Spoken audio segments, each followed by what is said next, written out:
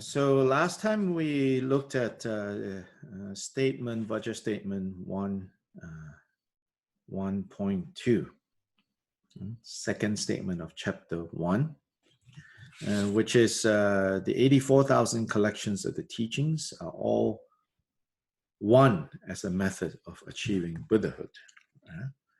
So if we look at the notes by Sobish on page 55, Sobish expands on that to say, Kyuba Rinpoche's adherence on 55 to a multifactorial and multi-layered approach that aims to use the full variety of means is in fact apparent in several of his statements. And so Sobish is pointing us to how elsewhere there are some other statements that reinforce this idea.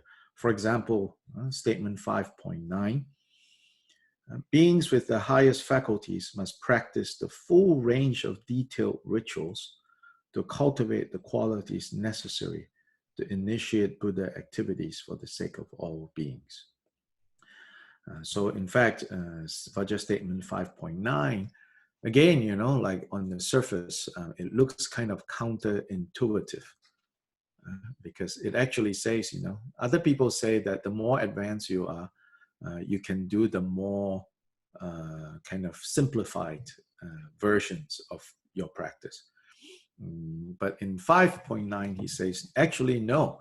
The more advanced, the more detailed you should be practicing it, because you develop greater and greater capacity to actually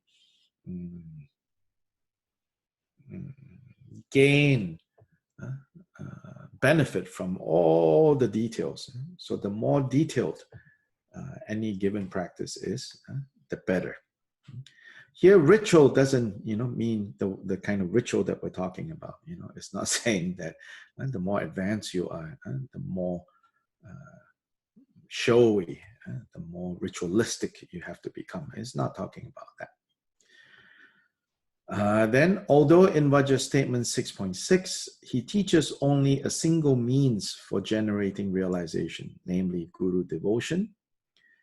This is the final culmination of Guru devotion, where the Guru is realized as the Dharmakaya.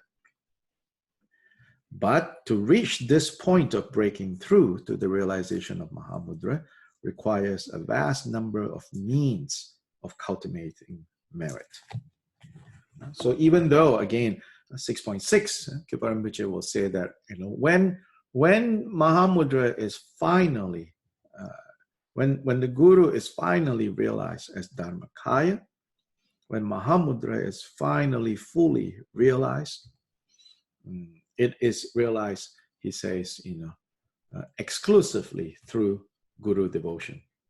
But Sobish here says, however, that is not to be taken to mean you don't need to practice anything else, but rather you need to practice everything.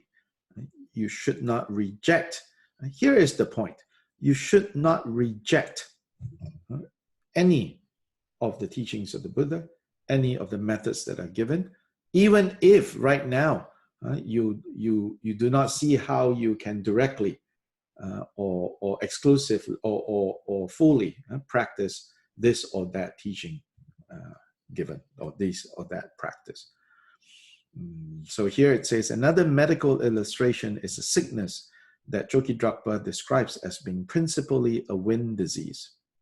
Wind is the foremost problem, but all the other disorders, such as those of bile and phlegm and heat, are also present as its aspects. If the doctor does not carefully prescribe a medicine that includes antidotes against all disorders, he will not cure the patient. Similarly, cognitive misorientation and delusion, these are the two levels of confusion. Cognitive misorientation leads to a belief in the selflessness of leads to the belief of phenomena having self, and delusion leads to the belief that persons have self. And then when we realize the two selflessness, this is when we overcome both cognitive misorientation and delusion. So similarly, cognitive misorientation and delusion are the chief afflictions, and realization of the two kinds of selflessness are their principal antidote. Yet the other afflictions are never totally absent. So one must practice selflessness with recourse to all other antidotes, i.e., all the collections of dharmas. Thus, all the dharmas in their entirety have to be practiced, and one should never reject any one of them.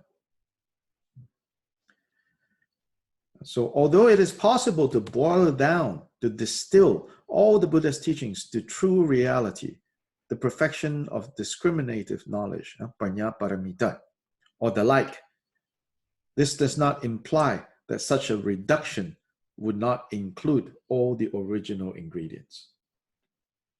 So whenever we find, here or there in this sutra or that tantra, when it says, oh, it's all just this.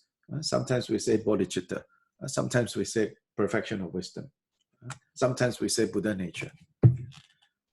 We should not have, however, literally believe like, oh, only one thing. So this is an interplay between, on the one hand, emphasizing one,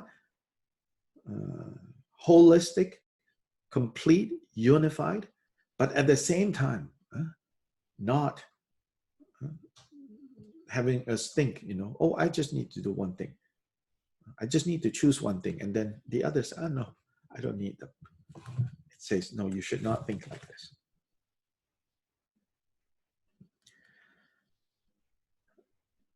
Each ingredient has a specific purpose, and each dharma element fulfills a specific quality, namely the major and minor marks of a perfect Buddha. The inexhaustible wheel of ornaments. From this wheel arise spontaneously the Buddha activities that benefit all sentient beings. So it's saying that, every detailed. Often, right, Buddhas are said to have these physical characteristics called major and minor marks. Altogether, 112, a list of 112 is identified. 32 obvious or major marks, and 80 subtle or minor marks. Major and minor here doesn't mean like more important, less important, but what's more obvious and what's less obvious. So altogether, 112. Now these 112, they are expressed in, a Buddha has a very long tongue, a Buddha has like 40 teeth, and so on and so forth. And it might seem, to us, that's kind of weird, these things that they talk about. Another thing, they say that Buddhas have web fingers, like amphibians. and on one level, you're like, that's kind of weird, what is that about? But actually, what that's about is it says that each of these qualities, whether it's web, fingers, or 40 teeth, or long tongue, it's merely a physical expression of a Buddha quality. So in that way, you could say that those physical appearance appear in concert with, in harmony with what ordinary people, worldly people associate with those qualities. So in Indian culture, having a long and broad tongue that is soft and flexible, somehow, right, culturally, don't ask me why, it's associated being with someone who is truthful, someone who can be trusted, someone who does not deceive and manipulate, culturally. And so it is said that Buddhas have that. So what's important is not really the physical, the specific physical manifestation, but those qualities. So it says here that when Buddha gave, even though the primary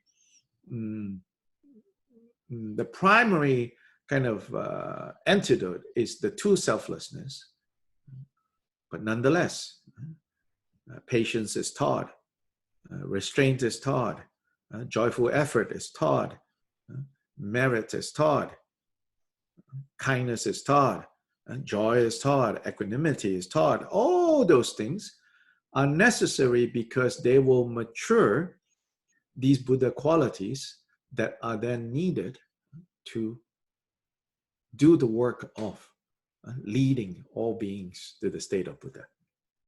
And so for that reason, you could say for the reason of wanting to be able to be better equipped to benefit others, then we do not say, oh, that not necessary. Oh, that not necessary. I just need to realize the true selflessness. Then everything will be fine. Says we should not have that attitude. So this is the kind of the gist, the thrust of this second statement. Now we look at the third statement, which in some ways elaborates on the second statement, but goes into a more specific context. Remember that this text, right, after all, also appeared in a historical moment, right? As in academia, right? In academic expression, we say every text has its context. So even, of course, even Gongchik has its context, its particular historical moment. So most immediately then, it is addressing the hot topics that have arisen during that time. And so those hot topics may no longer be the hot topics now, right? So sometimes you're going to read some of these statements and you will say, well, that's not, what's important these days. Nobody's debating these things. Sure, of course, by necessity is bound by historical context. But at the same time, there are still lessons that we can learn. Whether we really care about, like this next statement, the 4 tantra classes, the 3 baskets, you might not really care, in the end, the 3 baskets, the 4 classes of tantra, but that's secondary. What's more basic, more important is you could say, the principle that lies behind each of these statements. That I think is so important and so beneficial for us to kind of go look at, what is the principle behind these statements. So anyway, Budget Statement 1.3, the statement is the 3 baskets, meaning the Tripitaka, which is traditionally how the collection of the Buddha's teachings is described as the Tripitaka. Although like in Tibet, that's not how they divided all the different texts. They divided into 2 categories, what they call words of the Buddha and commentaries of those words. Meaning words of the Buddha are everything attributed to the Buddha, and commentaries are works written by Buddha's successors, the great masters of India, whatever they compose to help explain the words of the Buddha. So words of the Buddha is called Gangyo, and then the commentaries is called Tengyo. But more ancient than the division into Gangyo and Tengyo is what's called the Tripitaka. 3, like 3 in English, tres, Sanskrit 3, Pitaka. Pitaka is like literally baskets, but it's how the teachings were organized in the 3 groups. The Vinaya basket, the Sutra basket, and the higher Dharma, the Abhidharma basket. So these are the 3 baskets. The 3 baskets and the 4 Tantra classes. Then when it comes to Tantras, they are divided into 4 classes. Action Tantra, which is Kriya Tantra, Performance Tantra, Charya Tantra, Yoga Tantra, and then Unexcelled Yoga Tantra. These are the 4. The 3 baskets and the 4 Tantra classes are the stages of the arising of the path. So here, Kyopa Rinpoche, again, he's going to take us underneath, so to say, and look at the underlying principle of why there are 3 baskets and 4 Tantra classes. You can say that generally, in contrast to the more scholarly oriented, the more textually oriented masters of Tibet, he is going to go underneath these categories and say, what are we really talking about here? Yes, you can go into studying, what makes something, why you put something in this basket and not that basket, why you put it into this Tantra class and not that Tantra class. Yes, you can do that. But he's more interested in, as experience, as turning it into practice, what is the take-home lesson, so to say? What is the point being made? So here, the statement was given to address a common belief, common during Kyoba Rinpoche's time. And then we can see, is it common to our time as well? But here is what it says. So above the bolded statement, people claim that the 3 baskets and the 4 Tantra classes are paths that accord with the disposition of the trainees.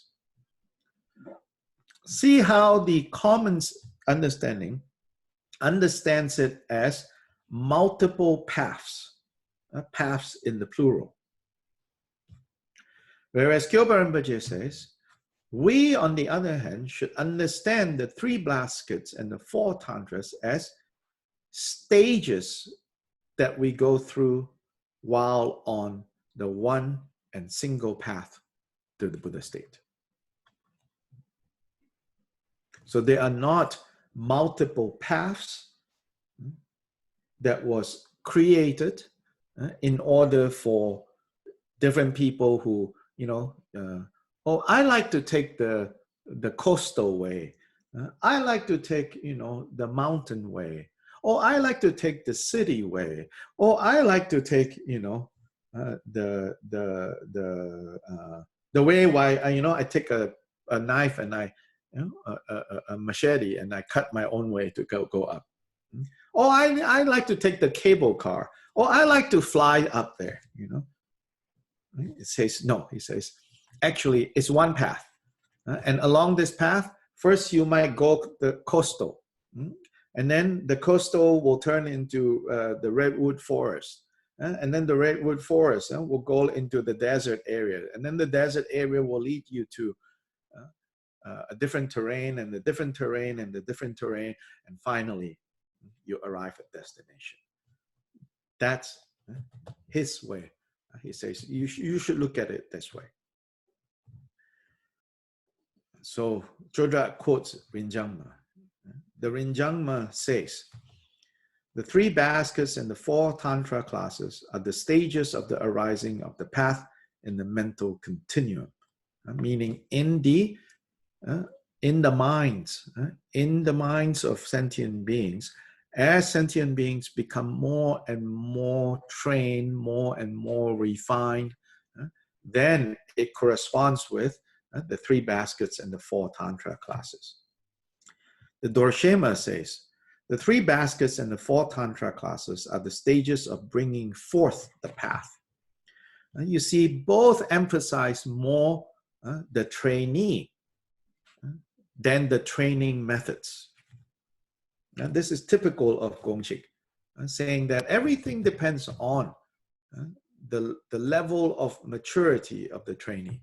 Again and again, this really reminds me of like the Zen tradition. There is this platform sutra of the 6th patriarch, even though superficially people will say the 6th patriarch taught the sudden way, the way of sudden enlightenment or sudden practice, and that his competition, so to say, his rival, a more senior student in their teachers' community, advocated the gradual way.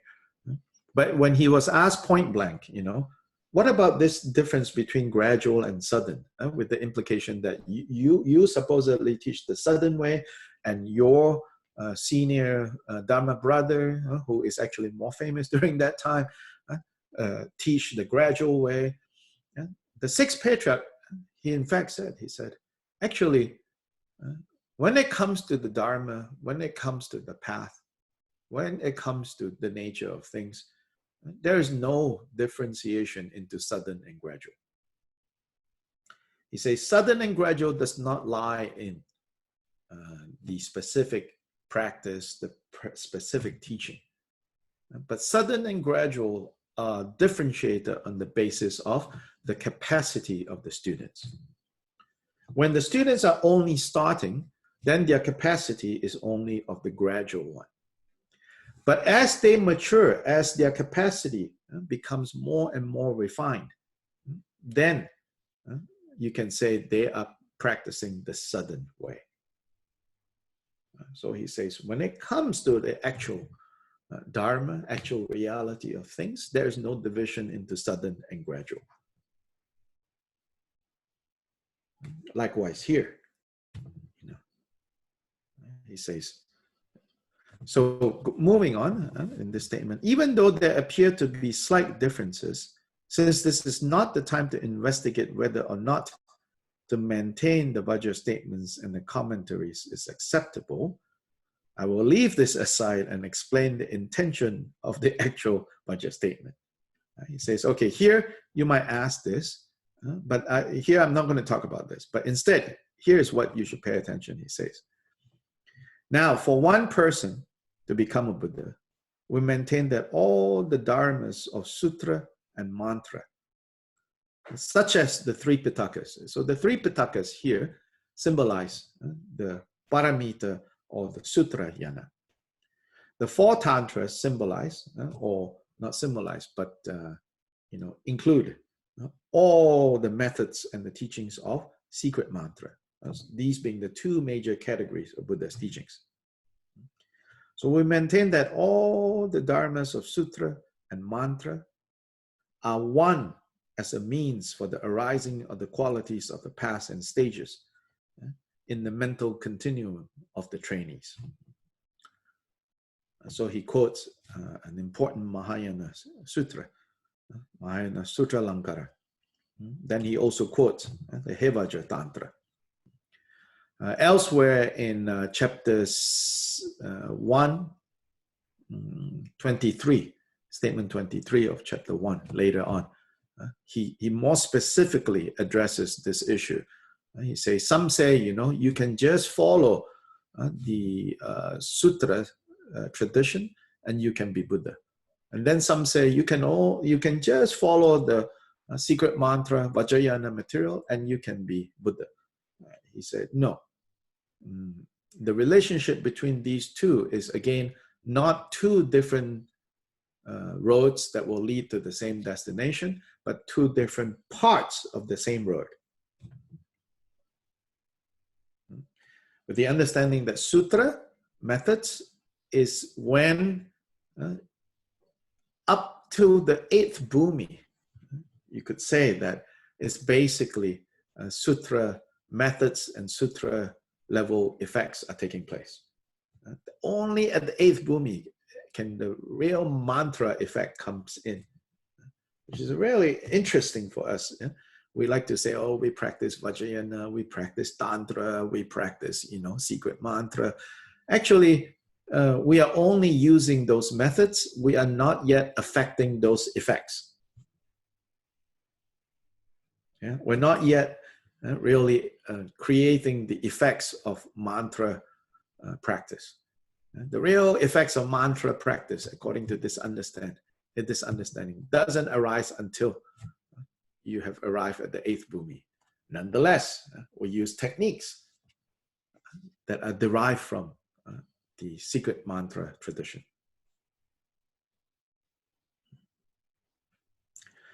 57. These elements of a gradual path, these two quotes shows how you kind of progress along. These elements of a gradual path are no different for anyone. from ordinary people to those who possess the three vows in their mental continuum. The Buddha taught that having obtained full ordination in the Vinaya, one trains, due to having obtained that, in all the three baskets such as Vinaya, Abhidharma, and Sutra. Moreover, concerning the resolve for awakening, bodhicitta, Shantideva says, there is not the least thing in which the sons of the victorious ones do not train. Meaning all the trainings that we need to train is necessary to train if we are to genuinely give rise to bodhicitta. Moreover, the mantra teachings say, uphold the excellent teachings of the outer, inner, and secret vehicle as the samaya of the lotus family. So here is that during this major empowerments, there are the samayas of each of the 5 Buddha families explained. And as for the lotus family, it says, you have to uphold the teachings of the outer, inner, and secret vehicle. Therefore, for those, beginning with possessors of any of the 3 vows up to the possessors of all 3 vows together, or for any ordinary being up to those who possess a mind that wishes to attain perfect awakening, the arising of both sutra and mantra in the path continuum is the same. Both are taught to be indispensable. In this manner, there are many authoritative quotes and reasonings, but since these are the ones that are well known, they should suffice. Here, I want to say, actually yesterday's class, not with you guys, but with Guatemala and Mexico, Tibet House. Here I want to say, you have to remember, when Kyuba Rinpoche talks about sutra path or sutrayana and secret mantrayana, again, he's not talking about, Chinese Buddhism, Theravada Buddhism is over here, Tibetan Buddhism is over this category. He's not talking about that. And if you make the mistake of substituting in your head, things like that, then you'll end up saying things like, those Theravada people, they're not going to become Buddhists because they don't have secret mantra. Or those Chinese Buddhists, they have no secret mantra. And you say, why not? Why don't they have? Well, do they practice He Vajra? Do they practice Vajravarahi? It's not in that sense, secret mantra of like the more kind of surface level aspects of Vajrayana. Vajrayana and Sutrayana, or secret mantrayana and Sutrayana, when it is used in the context of Gongchik, it is pointing to something more basic, more deeper. It's about the maturity of trainees. It's not about the kind of surface level differentiation into this yana and that yana. So this is very crucial to remember, especially those of you exposed to so many types of Buddhism, that you get them all jumbled up. Then the claims of one tradition you impose on another tradition. And this, to me, this is the problem of accidental sectarianism. You might not even think you're a sectarian, but you are colored with that kind of sectarian view because you accidentally substitute and confuse categories. And I have to be very frank and to say that I think most Tibetans who teach this also, because they have only been recently exposed to other Buddhist traditions for the longest time. The Buddhism that they have is the only game in town, right?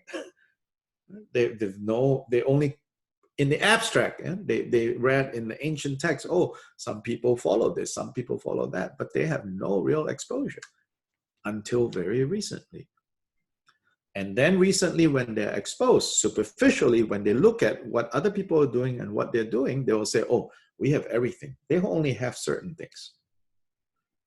And that, I think, is not really seeing clearly what is going on, I feel.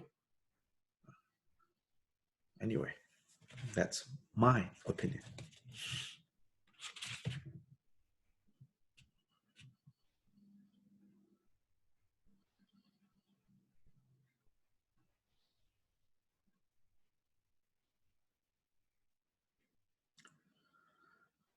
59. This discussion is one of the many instances where when Gongchik emphasizes the unity of all teachings.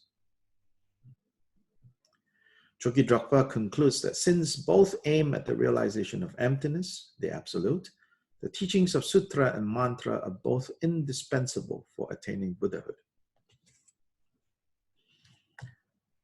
He cites Maitreya's famous words from the Madhyanta Vibhaga to show that the Yogacara Sutra tradition establishes the non-existence of both the external object and the internal object apprehender, in other words, subject. According to Vasubandhu, based on pure perception, the perception of objective world disappears. Then, when the perception of the pluralistic objective world has disappeared, taking one stand on this non-perception of all objects, the perception of pure awareness itself, in the role of a perceiving subject, disappears as well. Such is the method of gradually realizing the ultimate reality that represents the merger of the apprehended object and the apprehending subject. I know it's a long sentence, but if you slowly read through that, you'll see the point being, given one instance where in the Yogacara tradition, it describes the stages that you go through in understanding first the absence of objects of perception, when you can see that is the result of a projection by the subject, and then you go back to the subject. But then when you go back to the level of subject, when you see that how subject cannot stand on itself without object, then the subject also collapses. Then when these two collapses, there's only this pure awareness. And in that way, you gradually work through the stages. And that is the general point being made here with this quote. So Sobish unpacks that. A real existence of an observed object and an observing apprehender, meaning one who sees the object, is only a false imputation. The outer objects only arise based on the propensities or habitual traces of the one doing the perceiving.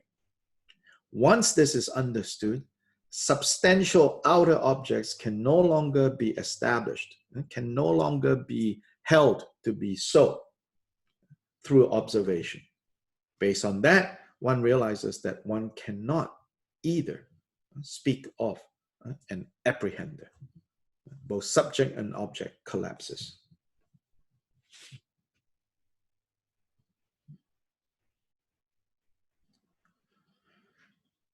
This being an example to show that there is a certain gradualness to understanding the whole process. And we have to appreciate this point. To see elsewhere in chapter, in verse statement 23 of this chapter, which elaborates on this point, it says that think of the sutra methods and results as like a sword. And think of the secret mantra practices and effects as the sharpness of the sword. If you only have sharpness and you don't have a sword, you cannot cut. If you have a sword that is blunt, you also cannot really cut. If you have a sword that is blunt, you can cut a whole bunch of things. But the really difficult to cut, more, in other words, more subtle things that needs to be cut, very hard to cut. Last night I used the example. I said, we don't use swords these days, so using sword example, you're like, yeah, I don't know. I said, so think of like scissors. So a pair of scissors, it doesn't need to be really sharp. It doesn't need to be really tight. Yeah? And you can cut cardboard, you can cut rope, you can cut maybe even like pizza, you know, you can cut. So this is like the coarse cutting. Now you need to cut, you know, silk cloth. That pair of scissors isn't going to work. And if you only have that pair of scissors, what do you need to do? You cannot just, you know, go Amazon.com and order a pair of fabric scissors. If you only have that pair of scissors and you need to cut silk, then you need to put your skill to work, meaning you need to tighten that pair of scissors, right? And you need to sharpen the blade. And that's when mantrayana effects kick in. So now what we're practicing superficially, there's chanting mantra, there's visualization, there is all this secret mantra vocabulary and techniques and methods. And there's also sutrayana, 6 perfections, 4 noble truths, all that, you know, all in there. But right now, you know, actually, even though we're practicing secret mantra, the effects that are manifesting or being produced is still like the scissors cutting cardboard, cutting rope, cutting pizza, which is good, which is things that we do need to cut right now. But it's not yet cutting silk. It's not yet cutting hair. Very fine things. That will kick in when we do need to cut silk and when we need to cut hair. And the tightness will come. The tightness will come then. The sharpness will kick in then. So that's the relationship between what we label as sutrayana and secret mantrayana. So any questions, comments?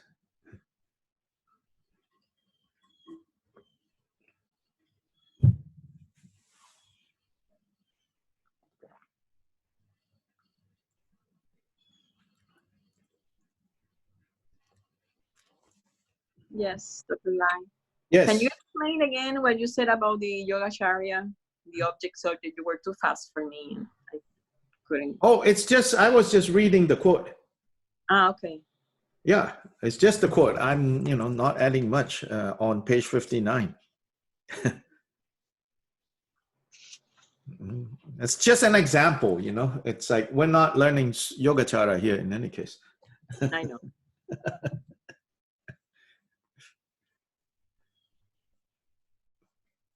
It's Sobish explaining the example that Chodra gave to show the gradual nature of how we have to first see, external objects. Where do they come from? Oh, they come from our projections. Where do projections come from? Oh, they come from the apprehender, the subject. Where does the subject come from? Oh, subject arise in dependence on object. Then both collapses now.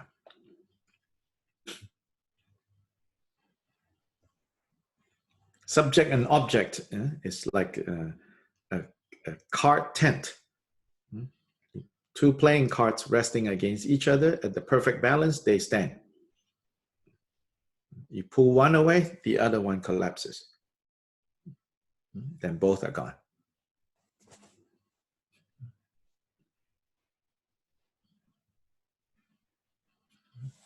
Thank you.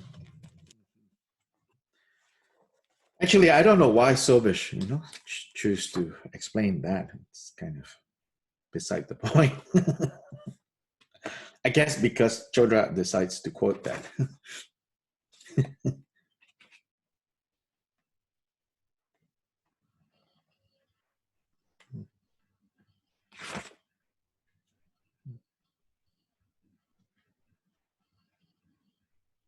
just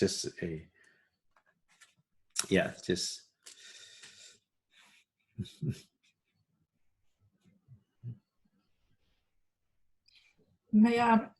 Yes. I'm sort of trying to pull all this together from the last couple of teachings. Mm-hmm. And this is intellectually pretty obvious. But in order not to get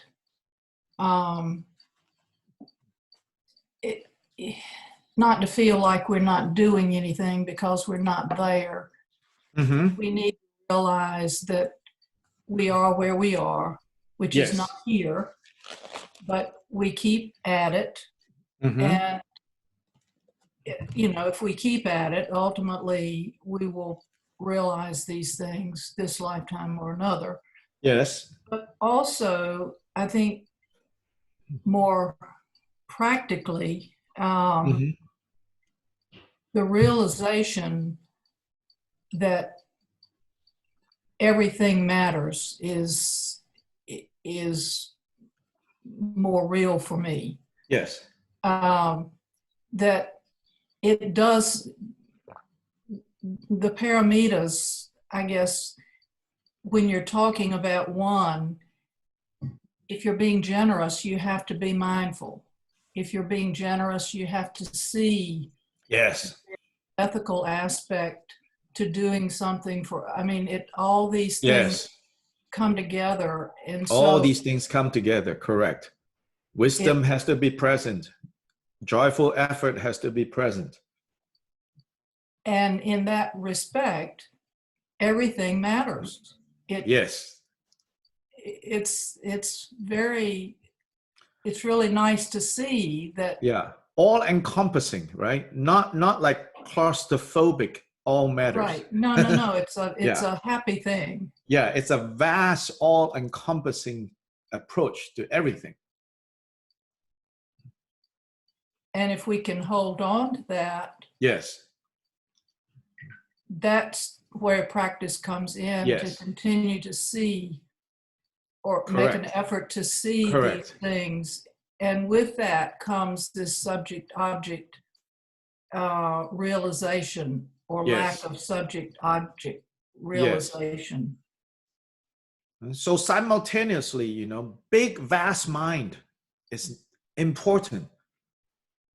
But this vastness, this big, vast mind experience is important, but not so that, you know, nothing is going on, but so that everything in all kinds of details can be going on and you see clearly all of it.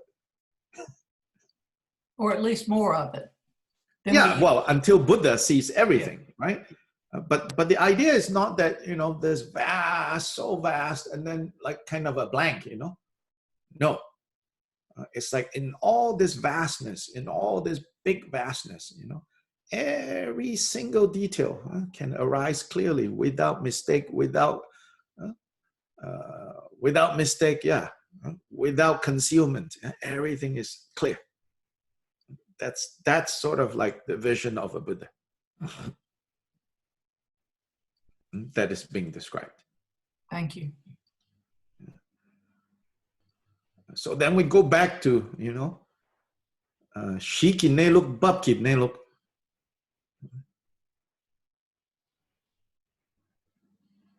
The very first statement.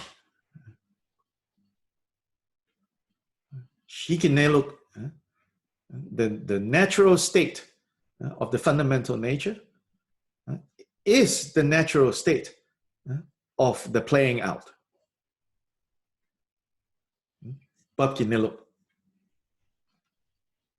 It's also freeing, I think, to see more in that way, because we have more control of what we do and what we say and how we respond. Mm-hmm. If we realize that it really does matter. And we'll see more and more this theme. On minute levels, it makes a difference. Yes. Okay. We'll we'll see more and more, all the subtleties of this point.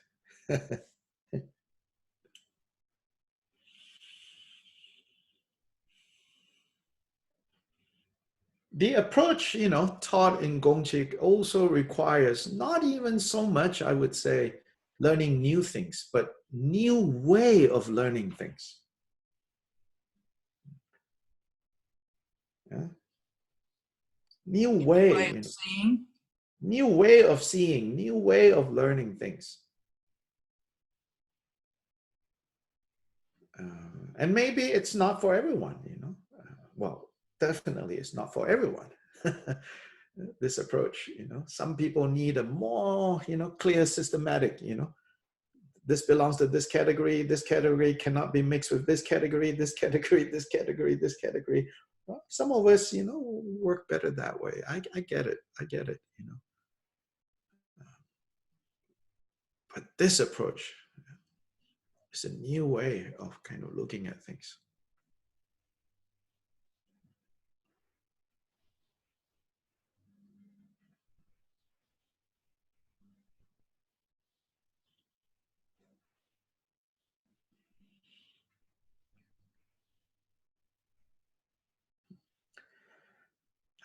For me,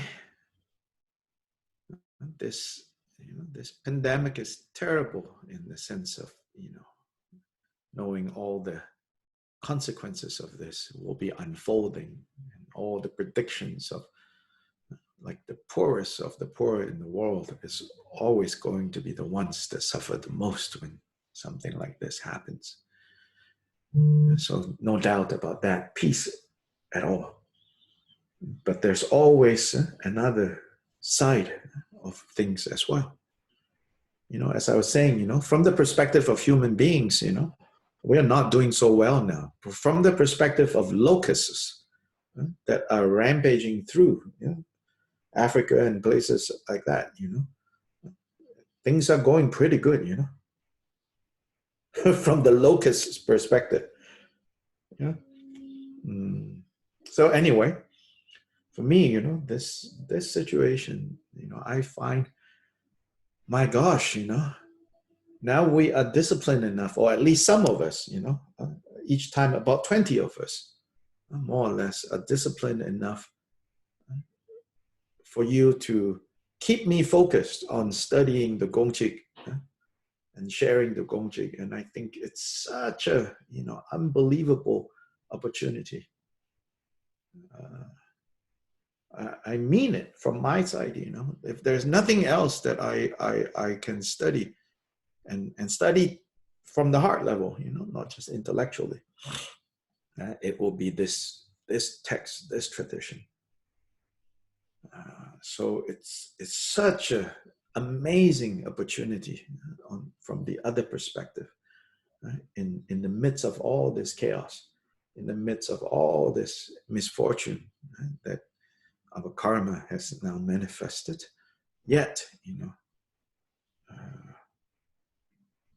this opportunity for us to look at this material. And if you look, during the most difficult times of Tibetan history, that's when also, great beings arose. Likewise, European history, some of the greatest artists, poets, and all of that, they appeared when things were most difficult in the big picture. So don't forget, to see the jewels that arise from all the negative conditions that have arisen as well.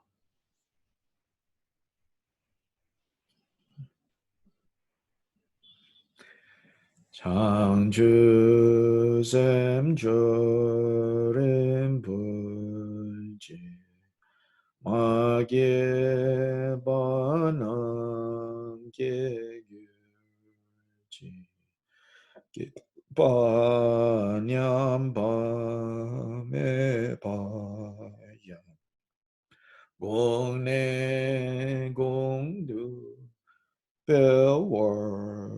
Shu. So for those of you who participate in Gagyu Sangha, there's Gagyu Sangha later today. 7 starts at 7 New York time, 7 p.m.